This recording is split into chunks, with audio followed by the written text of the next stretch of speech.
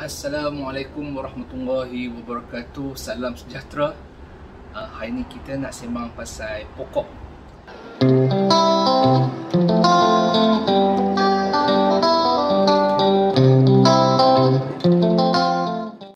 Okey, saya baru berjinak dengan gardening ni sejak PKP. Jadi masih green lah, masih baru lagi dan banyak benda yang masih saya sedang belajar penggunaan pokok. Jadi untuk pokok ni sedia maklum lah, dia perlukan perhatian dan banyak benda yang kebanyakan kita tak tahu, kita akan search dekat Google ataupun kita tengok YouTube. Cuma saya tengok based on YouTube, bila kita nak search something, nak tahu berkenaan apa-apa, dia tak cover yang basic. Jadi benda-benda simple.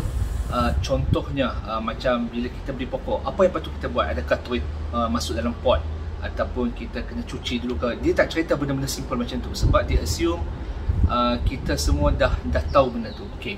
Jadi apa yang saya nak kongsi hari ni ialah based on saya punya experience yang tak seberapa ni, yang masih sangat-sangat green lagi.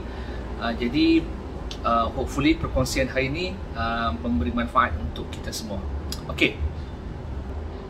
Yang pertama, apabila kita beli pokok, tak kisah sama ada kita beli direct daripada nursery ataupun kita beli online. Sejak PKP ni, kebanyakannya saya rasa ramai beli online lah, termasuk saya. Bila parcel sampai, package kita sampai, kita mesti excited nak tengok pokok yang dibeli kan. Okay.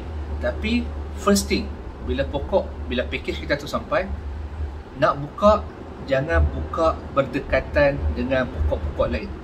Okay, kita bawa package kita tu pergi satu tempat yang agak jauh daripada pokok-pokok lain dan baru buka. Reason dia simple. Kita kena sentiasa assume pokok-pokok yang baru dibeli ni, sama ada daripada nursery ataupun yang online, dia ada alien. Alien ni ialah serangga-serangga ataupun fungal yang ada pada pokok, yang mungkin yang berkemungkinan ada. Sebab tu kita always assume the worst. Jadi dapat tu kita bawa ke satu tempat yang agak jauh daripada pokok-pokok lain, baru kita buka. Okay. Saya ada pengalaman beli sebelum ni rubber plant. Buka saja, Allahu Akbar, boleh kata 90-95% daun-daun dia semua ada bintik-bintik hitam yang sangat-sangat jelas. Itu sebab serangan fungal lah. Jadi bila buka berdekatan dengan pokok lain, ada kemungkinan fungal tu boleh berjangkit dengan pokok-pokok kita yang sihat ni. Okay, jadi kita nak elakkan benda tu. Tu yang pertama. Yang kedua, bila kita buka parcel, kita tengok pokok kita. Okay, benda yang first kali, of course kita tengok secara luaran dia. Okay, nampak semua cantik semua. Okay, tapi yang detail tu kita perlu tengok kepada daun dan juga kepada batang dan juga kepada akar setiap yang pokok kita beli tu. Saya beri contoh. Okay, so depan saya ni ada aglonema. Saya baru beli pokok ni, baru sampai semalam. So jadi fresh lagi lah. Okay, saya rendam, nanti saya akan tunjuk. Okay, so bila sampai je kita buka parcel kita tu, kebetulan yang aglonema yang saya beli ni, dia tak bagi pot, dia tak bagi dalam tanah. Dia hanya bagi macam ni, dia akar. Okay. Di first thing first, kita kena check dulu dengan detail, okay, keadaan di daun atas dan juga di belakang daun tu, okay, dan juga di batang dan juga akar. Di daun ni kita nak check sama ada terdapat serangga atau tak.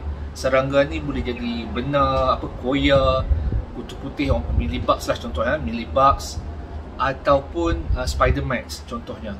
Dan nak jadikan cerita, semalam bila pokok ni sampai, memang ada spider mites. Memang jelas ada, saya dah buang tapi dia memang jelas dia punya sarang tu putih tu. Jadi kalau saya tak check, saya just letak dalam pot, saya tahu letak bersama-sama pokok lain, memang akan berjangkit dengan pokok-pokok yang sihat. Okay? Jadi langkah kedua, kita kena check in detail daun, atas, belakang, batang, dan make sure tak ada scale ke apa, dan akar. Akar sebab kita nak mengelakkan root rot.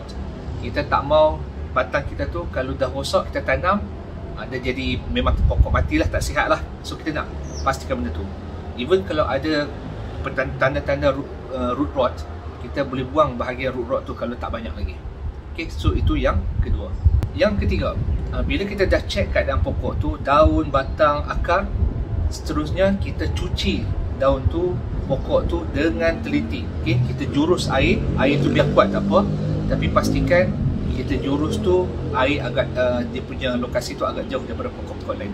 Sebab katakanlah pokok kita tu berpenyakit, ada serangga, kita guna water jet kan, contoh je kan, splash yang kuat.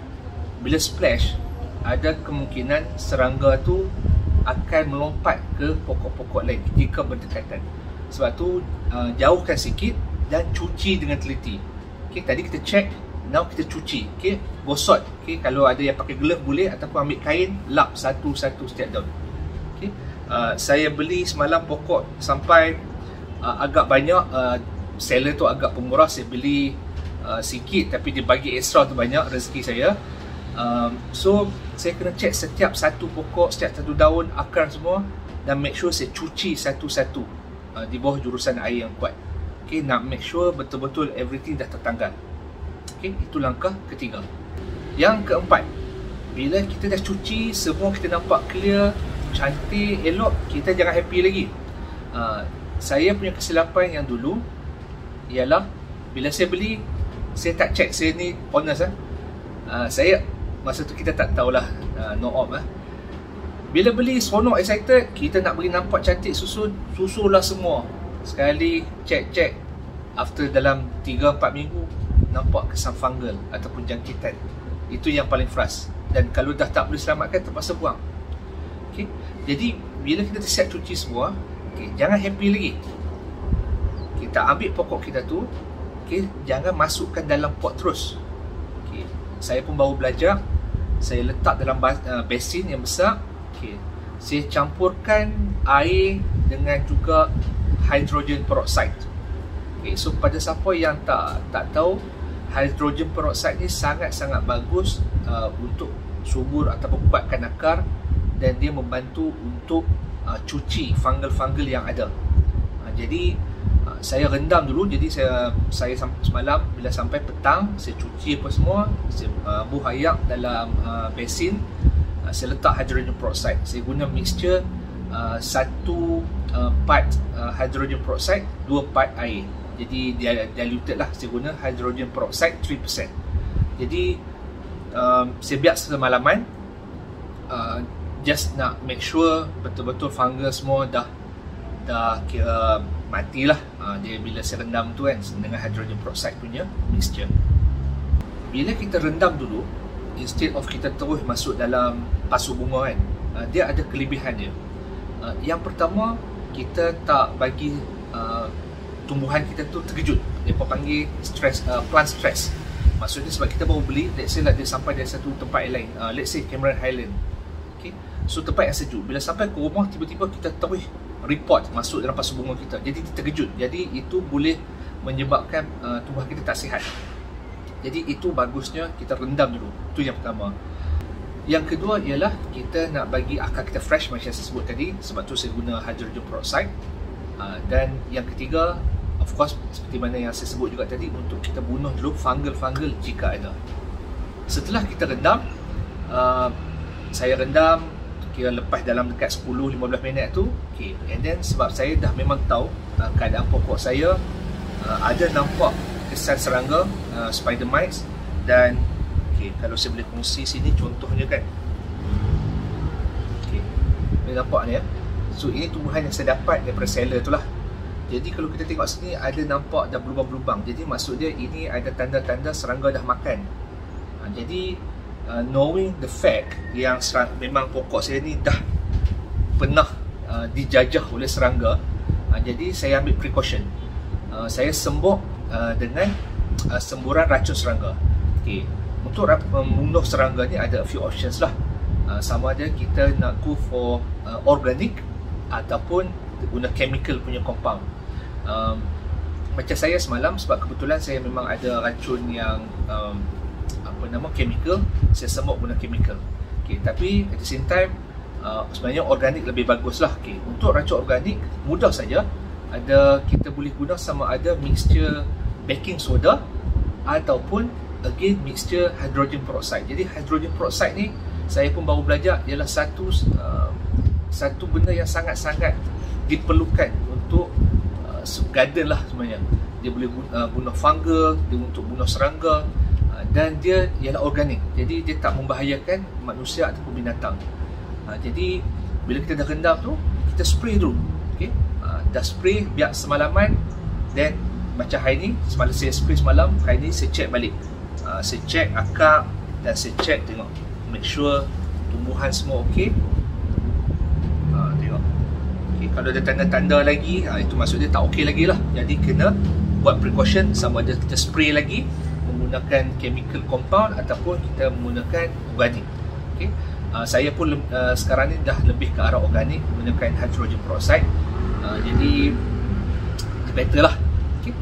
Jadi selepas kita buat benda tu, okay, then baru kita consider untuk kita masukkan kita punya tumbuhan plant kita ni ke dalam pasu bunga. Okay, untuk langkah terakhir, bila kita dah masukkan kita punya pokok ke dalam pasu bunga, okay, jangan seronok lagi. Jangan terus letak pasu bunga tu bersama-sama dengan pokok lain. Okay, memang kita dah check serangga, fungal ke semua tak ada, yes. Tapi adalah disarankan pokok-pokok baru yang dibeli ni kita kuarantin dia dulu. Jadi bukan pesakit manusia saja yang kena kuarantin, pokok pun kena kuarantin. Itu ialah tips yang banyak saya dapat daripada online ataupun YouTube lah. So saya pun make a habit lah ni, bila saya beli pokok baru, saya akan letak pokok-pokok ni berasingan daripada pokok-pokok lain untuk, so far saya letak dalam 3 minggu ataupun 4 minggu. Okay, just to make sure pokok tu memang tak ada masalah jangkitan serangga ataupun kulat ke, tak ada fungal. Itu saja tujuannya. So after 3-4 minggu, after quarantine period selesai, then kita boleh pindahkan ke tempat yang biasa kita letak lah, bersama-sama dengan pokok lain contohnya. Okay, so itu saja tips ataupun perkongsian saya daripada pengalaman yang tak seberapa. Hopefully membantulah kita semua yang baru berjinak-jinak ni sejak PKP ni. Okay, jadi okay, terima kasih. Assalamualaikum dan salam sejahtera.